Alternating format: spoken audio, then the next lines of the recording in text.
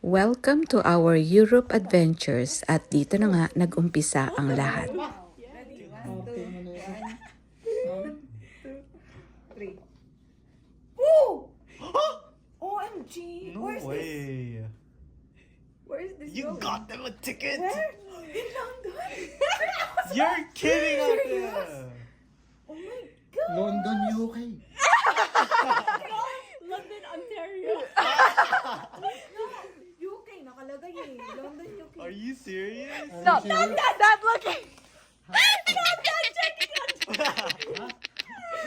So bad. Kala niyo meron pa.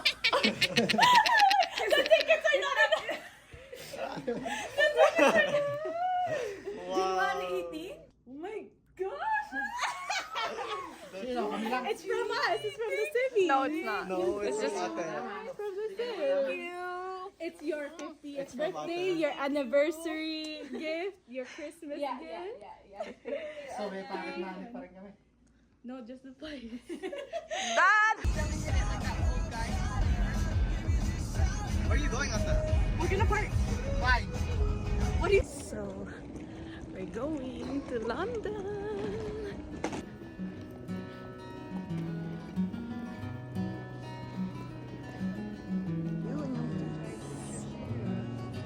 Daddy.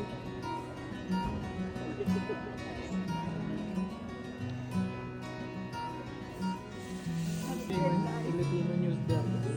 Wala ka. Oh, be careful, ah. Be careful. Don't get it. Yeah, yeah. So, first time nga lang namin na kami lang dalawa ni Daddy ang magta-travel kaya medyo ninenervyos ako dyan kasi nakasalalay talaga sa akin ang aming success ng aming travel in terms of navigation. Pero okay lang yan, yakang-yaka natin yan. So, nag-breakfast muna kami. Ayan, naghati lang kami ni Daddy sa Starbucks. Usually, naghahati lang talaga kami sa meal. Hindi namin kayang ubusin yung tig-isang order.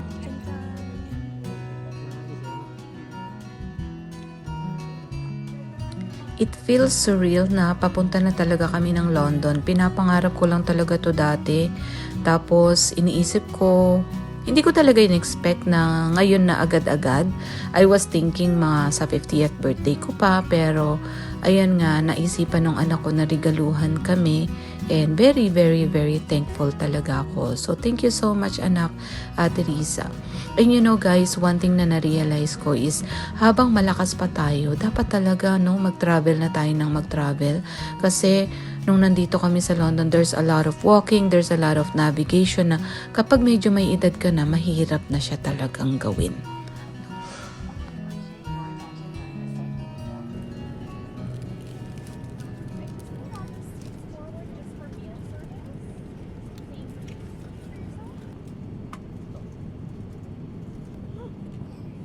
So, yung travel time nga pala from Calgary direct to London, Heathrow, is about less than 9 hours. And hindi nga ako masyadong nakatulog dyan kasi sumasakit yung legs ko, namamanhit. So, I keep on standing up, drinking water, kaya very happy ako na nagland na kami. Finally, makakapunta na sa hotel and makakapag-rest na. Isa pa pala yun, habang kaya natin, dapat talaga mag-travel na tayo ng mag-travel. We need to prioritize investing in memories and experiences. And I think, yun ang isang bagay na namana ng mga anak ko sa akin. Ayun, Elizabeth Line, oh.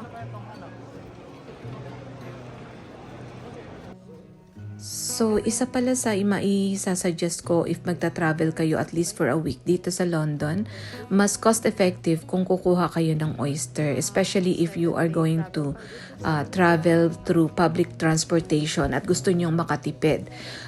Kasi super mahal ng Uber, super mahal ng taxi. So, if you know how to navigate yung mga trains, yung ganyan, at marunong naman kayong magbasa ng Google Map, it's very cost-effective talaga kapag mag-oyster kayo kasi budgeted na talaga siya. So, yung 2 oysters, tigisa kami ni Daddy, was about 170 euro. Pero kasi bawat ride mo naman kasi ng train magkano, 'di ba? Especially kung pag bago ka, hindi mo kabisado, so mamamali ka. So 'yun. Kung meron kayong oyster, at least covered na lahat yon. Alam mo na yung pinaka-budget mo during the duration of the trip. So we just tap right? So, bago pala ako pumunta dito, dinownload ko na rin yung Airalo and then kumuha na ako ng UK eSIM.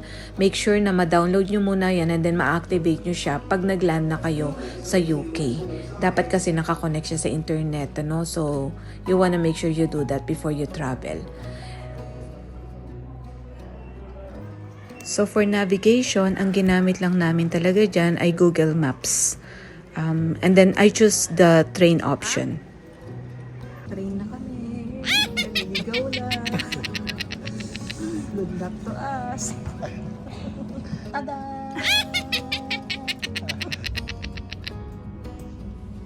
Maluwag naman siya nung sumakay kami first time, pero I suggest if you can avoid the peak hours or the rush hour, that will be great kasi nagiging super busy talaga siya, parang Japan.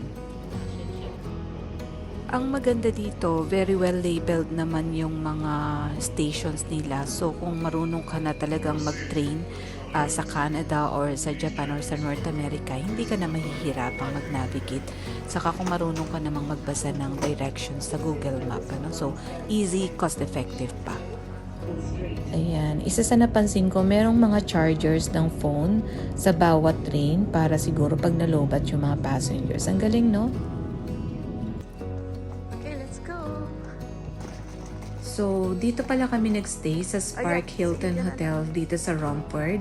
Ang maganda sa kanya, pagbaba mo talaga at paglabas mo ng train station, nasa tabi lang talaga siya. Tapos, hindi masyadong malaki yung rooms, pero cute lang siya, enough para sa dalawang tao.